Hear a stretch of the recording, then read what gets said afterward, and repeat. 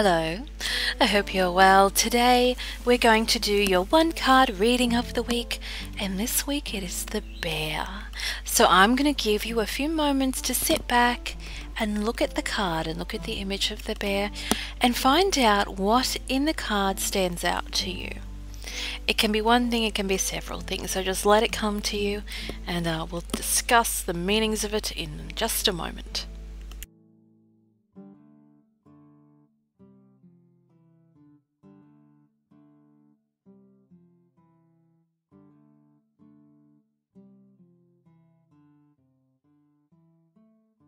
The card of the bear is an amazing card indeed. If you're drawn to the head of the bear, we see this beautiful energy. The ears are down, the mama bear kind of figure has her eyes sort of in this sort of gaze. It's like, I got this. I know exactly where I'm going, baby. So in the Gypsy deck, we read from left to right, past to future. And when we see images and figures that are facing the left, we know that they're focused in on the past and what was and what could have been and what, all that sort of stuff. And when we see figures that are facing the future, we know that it's like, I've got this shit. I'm going from my point A to point B and no one's going to stop me. If they do, I'll steamroll them down.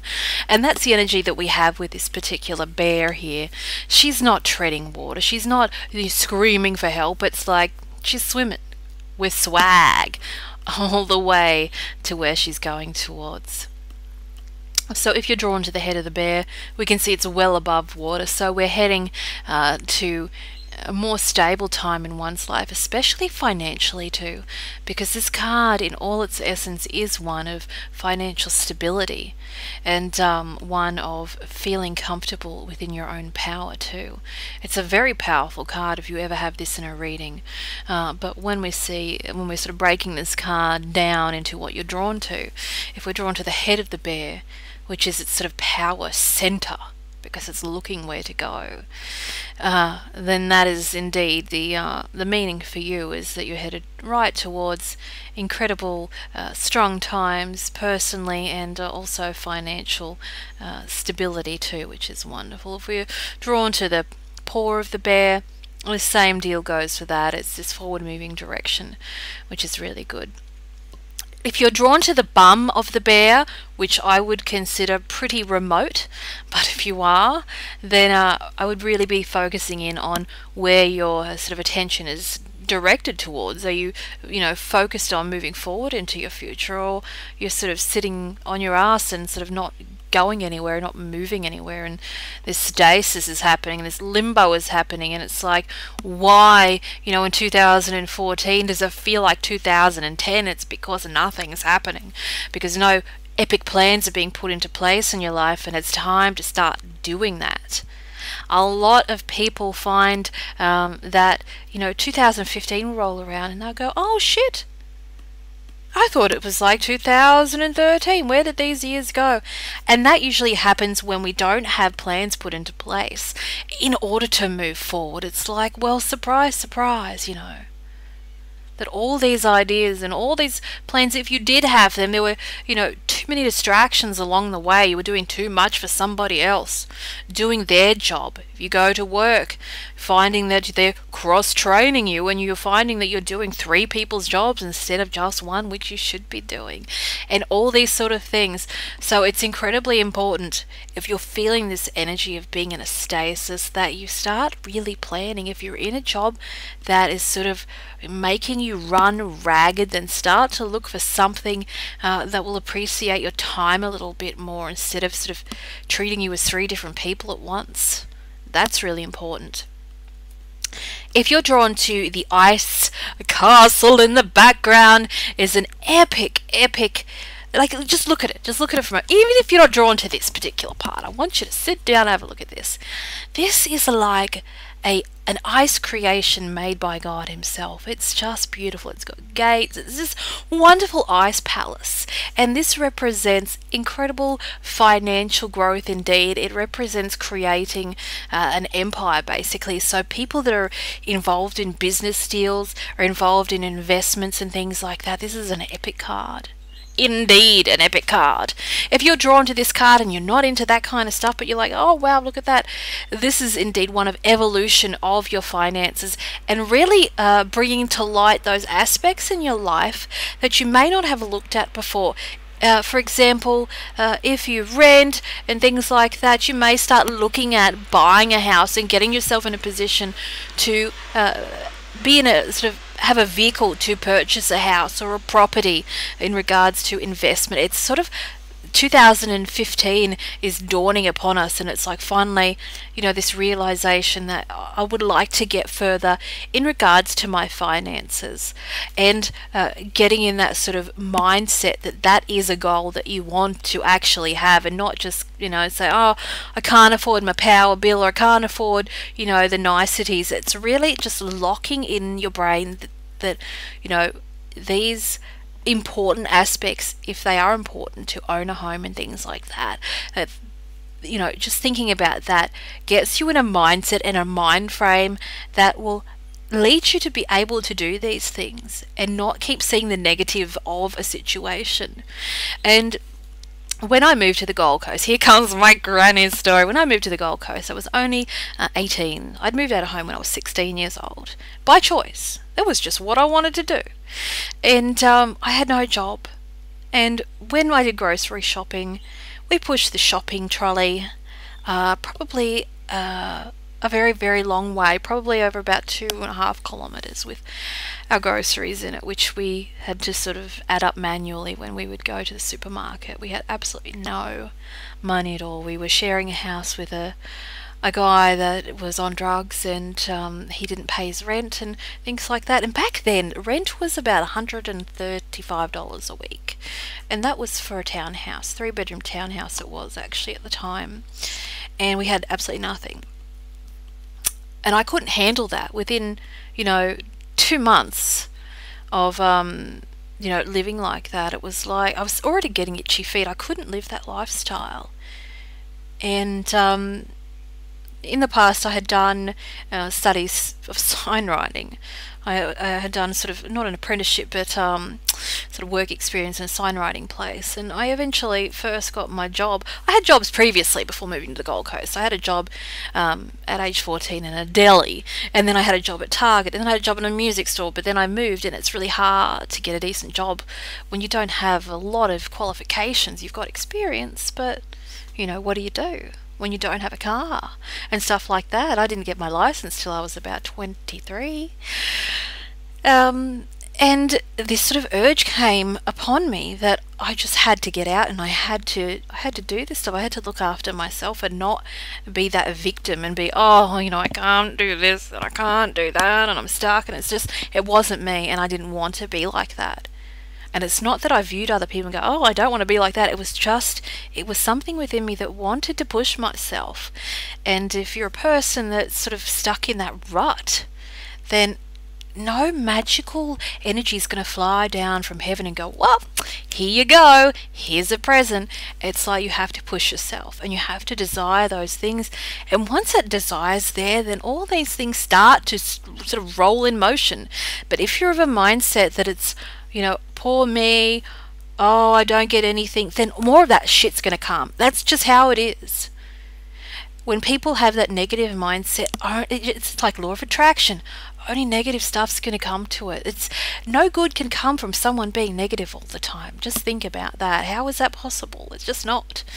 So once you cast those stones of desires out into the universe and say, this is what I want, and be thankful for every single time those good things come to you, then it just starts rolling in, rolling in. And I went from doing sign writing, doing signs for local businesses, like writing $2.95 for a lipstick, that kind of stuff, to people seeing the value and wealth in me, that I went from doing a shop signs to when I was suggesting marketing ideas for them, because I'd always have an interest in marketing and statistics and things like that, I was opening up myself to people and showing them what I was good at, besides being epic sign writer, I know a lot of people order paintings and things from me, and then they look at my handwriting and go, what the hell's wrong with this person?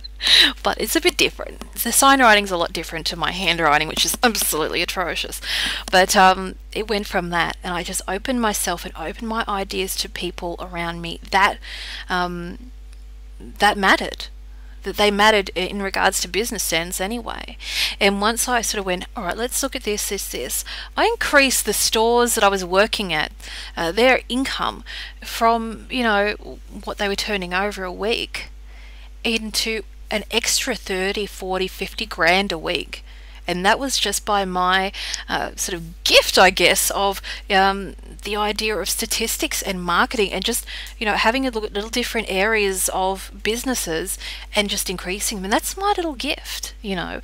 It's finding the light within each area and just illuminating it. And it's the same with people.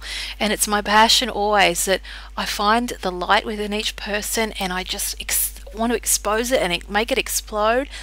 And then, you know, then they can find that light and really, you know, bask in their own light. And the problem is that people, you know, they don't find that they have time to do that. This is going to be a long read, and love, but they don't find their light. They just sort of sit there and go, oh, fuck, I've got to go to work, I've got to do this, I've got to do that, I've got to make the kids lunches, I've got to take the kids to school, I've got to dance on, soccer, all these sort of things. And it's like, where are you?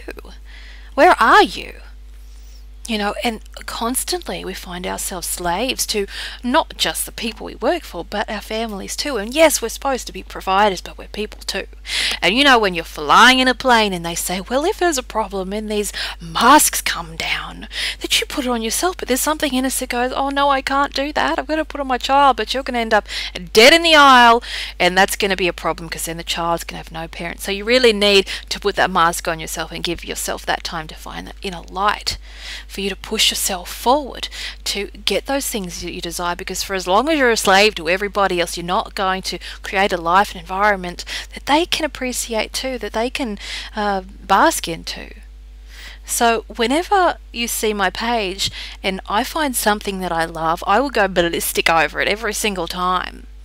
And my inspiration, when people say, what's your inspiration? My inspiration's always other people that have passion for what they do. And they're always the people that seem to be unrecognized.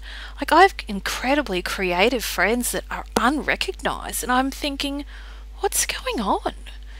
And I'll work, you know, day and night to help those people along, because I believe in them, because they believe in themselves so much. And that's what it should be about. It's not being a slave to everybody else's goals and dreams. It's being the sort of captain, the ship for your own dreams, and making the time for that. And that's really important. And I'm very sad that a lot of people don't do that. But I hope in 2015 that they start, because it's kind of important to do, really. Turn up, as I say, turn up for yourself in the morning. It's your show. It's not everybody else's show. You're not the star in somebody else's play. You're not the extra in somebody else's play.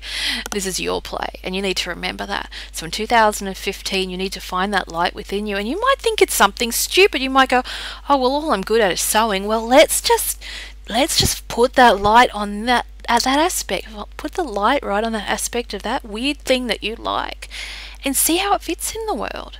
Because I went from an unemployed person to a sign writer to a marketing coordinator to an area marketing coordinator, and so on and so on and so on and so on, and all the studies in between that, and then, you know, leaving that job and going, I don't want to work for a boss anymore, after I improved their business so much that I was like, fuck this, I'm taking off, I'm doing my own thing.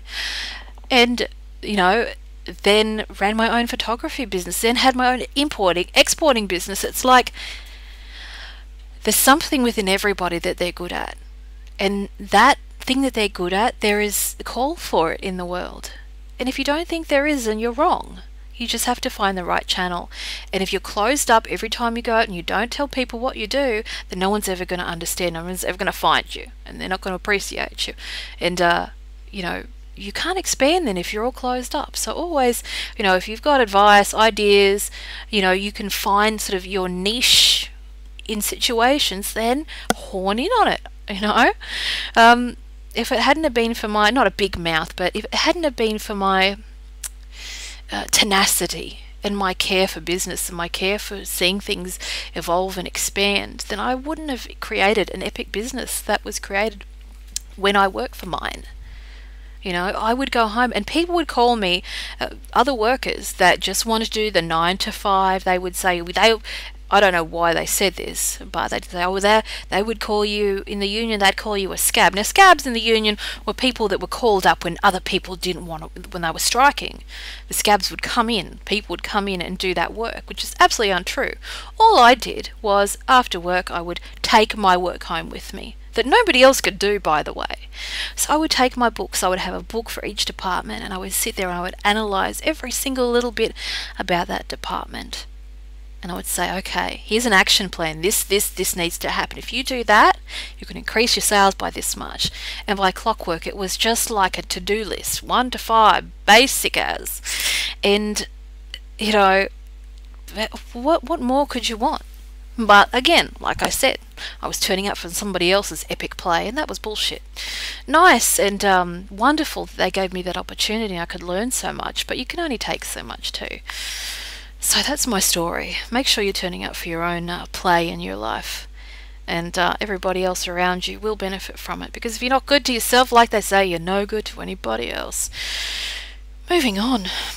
If you're drawn to the blue in this card, this is an epic color of communication. So this is a time that if you have people in your life, which I've discussed over the past weeks, if you're drawn to the color, so you may not be even drawn to that color this week, and it's irrelevant to you, so don't listen to this part. But if you are drawn to the color of the card, which is blue, or the energy that sort of comes with this card, this blue sort of hue, then expect the barriers to be broken down with people around you, especially around the Christmas period. If you've got some people in your family or friends that are closed off and they're like, oh, I don't want to talk to anybody, you know, that kind of energy, and they've got their wall up and they're so hard to get to talk through, you know, expect those walls to come down a little bit more in the next coming few weeks, indeed, especially over the Christmas period. I mean, there's always one person in the family that's sort of off to the side and a bit quiet, but expect them to be a little bit more social this year. If we're drawn to the water underneath, that's the same thing. The watery energy is a very intuitive, chatty communication energy too. So that applies to that area. There's not a lot of imagery in this card as we've had in past cards. This is very blunt and to the point. And we see the blue, we see the beautiful, amazing ice castle in the background, we see the bear. If someone says, I'm drawn to the belly of the bear, it's the same thing as the head, basically. It is a core strength thing. It's the same as I'm drawn to the light on the back of the foot. It's the same thing. We're looking at the bear's energy. We're looking at the whole thing as a core energy moving forward. And that's the epic part about it. It's such a ballsy card. And I do need to mention that the creators of the card, if you see the C and M in these cards, they're very sneaky that they put their initials in them. That'll be in all of these cards. So if you see that, don't sort of freak out and go, oh my god, I'm seeing these initials everywhere every single time. It's meant to be there. That's just all good and well. But you may be drawn to certain areas of the card that I'm not noticing. Now, in the past week, I've done 2 readings, and things in the cards have stood out to me, like I say, like dog's balls. Choking here, don't mind me. Sticking out like dog's balls. And indeed, it's very strange, because one of the last readings that I'd done was of the clouds.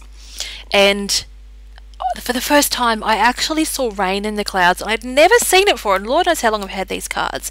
Now, lots of people ask me about these cards, and they say, what are these cards that you use? And they're called the Gypsy cards, Gypsy Revere cards. And I will put a link underneath this reading where you can get them from. Now, I've got so many decks of cards, it would just make you weep. in sadness for how much of an addict I am. Now, I don't have every single deck of the Doreen Virtue cards.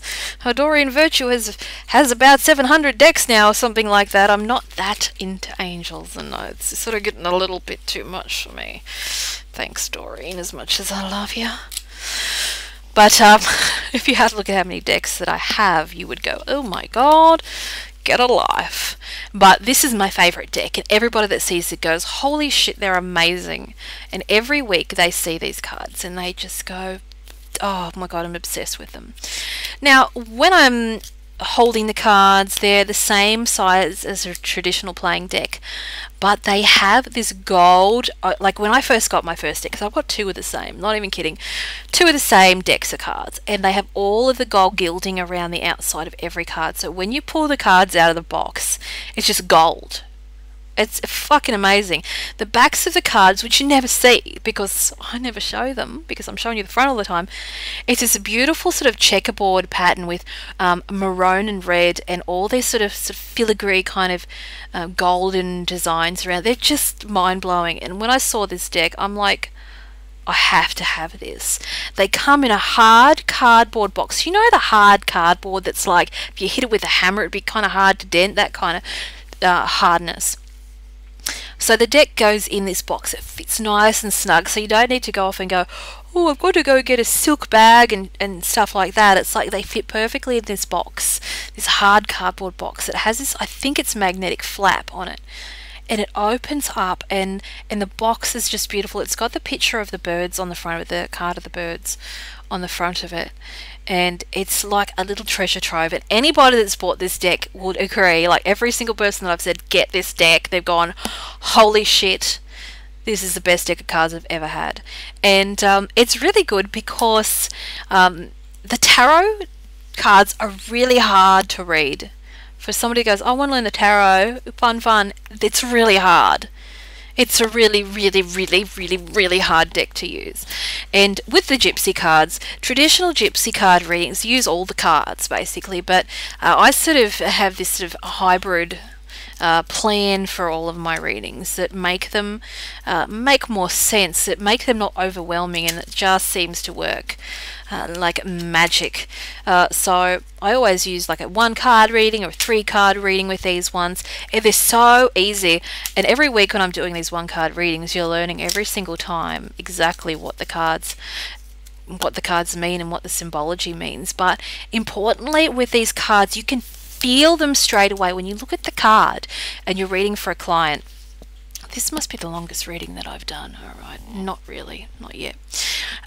Things stand out to you, and I always say in my readings with the clients, I'll say it's like when you're at the optometrist and you're sitting in the chair and they're saying which light stands out to you more, to find out, you know, if you're long-sighted, short-sighted, stuff like that. And things in the cards stand out to me. Like, you know, if I'm looking at the card of the stairs, you know, one door will light up to me more than the other door. It's not like a light from, you know, the baby Jesus or anything like that, but it's just an intuitive zoom in on that particular area. And then I could have the same card for the next person, and it's totally different. And this is the only deck, honestly, that I've had that intense connection with. And because there's only 36 cards, it makes it much easier to learn that way. And I think for people that are learning the tarot, if they could start with a Gypsy deck, that would even be a bigger bonus. But I mean, if you've got enough tenacity and you've got enough sort of brains in your head, then the tarot is awesome, but it's just very difficult. Whereas the Gypsy deck is just, anybody can read it. Anybody can read Gypsy cards. Children can read it. No problem at all. And that's why I just go ballistic and crazy over this particular deck, because it's just so beautiful. The first time I ordered this deck was through, I think it was eBay, and I paid like $37 for it on eBay. I had it imported. Then this is getting long. Then I got a trade partnership with a book company up in Queensland, and I thought, great, I get a discount now. I paid $29 for the deck, trade price. So one day I went to the Carrara Markets, which is up on the Gold Coast, And I ran into a lady there who was selling tarot cards and stuff like that, and she's like, let me tell you, don't bother going to that Queensland place, because she used to deal with them too. She's like, don't bother going to them. You need to go to Book Depository. I'm like, what the hell is that? So I went home, went to Book Depository, looked up my Gypsy deck, and it was like $10 cheaper. And I'm like, you've got to be kidding me. I signed up to this trade thing and everything like that. And then there's this side that actually, and they don't pay me to say any of this stuff. This is just my trials and tribulations and trial and error. And what I love to do is save people the grief that I go through, which I go through a lot. And the Book Depository have free shipping, and everybody I know uses it. Everybody that orders esoteric cards, tarot cards, bloody, self-help books, comic books, everything. This site, it'll blow your mind when you see it. I'll put the link below, and then you'll just type in your favorite book that you may have bought recently. I'm just sitting up here. That you may have bought recently, and compare the prices. And it's just so, oh my god, when I first saw the damn price of these Gypsy cards, I was like, you gotta be kidding me. And they had a special on at the time, and it was like, I bought 2 decks of these. You gotta be kidding me. It was about $60 worth of bloody Gypsy cards, and I could have got 5 of them or something like that. It was heartbreaking. It really was. So when people say, where do you get your cards from? I don't get them from where I used to get them from, and I stopped trading with that company in Queensland because I suspect that they were actually ordering from Book Depository themselves. And they did ring me one day, and they're like, oh, we've got some back orders. I'm like, piss off, no way. Because this is the place that I was ordering colouring books from. On the page, many people know that are listening to this, I had ordered colouring books, these beautiful journey colouring books. And they're like, yep, we've got them in stock, yep, got them, no problem. And like 10 weeks later, still not there. Wonder why? Because they're ordering them from overseas themselves. They didn't actually have them in stock. So you've just got to be really careful from where you order from. But Book Depository, I had a client who ordered from Book Depository last week, and they got it in like 4 days. It's just stupidly crazy. I couldn't believe it in my mind. But that's where I order all my stuff from now, and if you check it out, you'll see. It'll blow your mind. It'll blow your mind to pieces. Even comic books. I had a look. I have to be quiet because I bought it for Christmas today. I bought a Deadpool comic, and long story.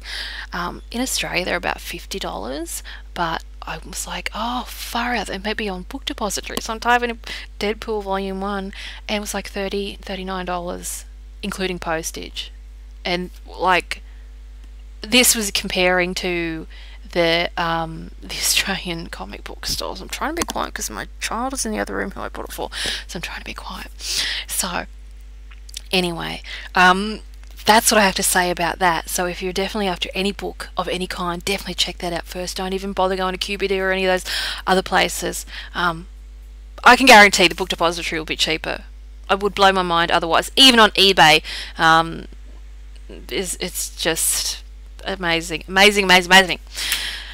So that comes to the conclusion of this one carved reading this week, which is just a wonderful journey that I've given you of my life story and my love of books and my love of Gypsy cards. Now, that said, don't forget that 10th of December is the cutoff for learning the tarot.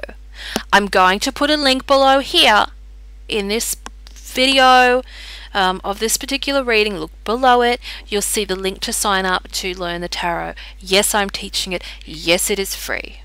It is all good. I've got 2 student groups at the moment. After the 10th of December, it is a cut-off date. It starts January the 5th. Don't even muck around and be late for it, because I'm not accepting any stragglers. I'm very impatient about that stuff. That said, if you're listening to this, make sure that you join the free readings page. I'll put a link to that underneath too. That gives away free readings randomly. You do have to be a member of the VIP list, that's for sure. So make sure you invite your friends and family and people that can benefit from getting free readings every week. that would be great for them. And you don't know who you can help by passing that information along to. Also, you don't know, what they can get from it, but it certainly can't hurt, that's for sure. So that's the end of the reading for the week. Don't forget to stay tuned for next week for your one card reading for the week, which we all love so much.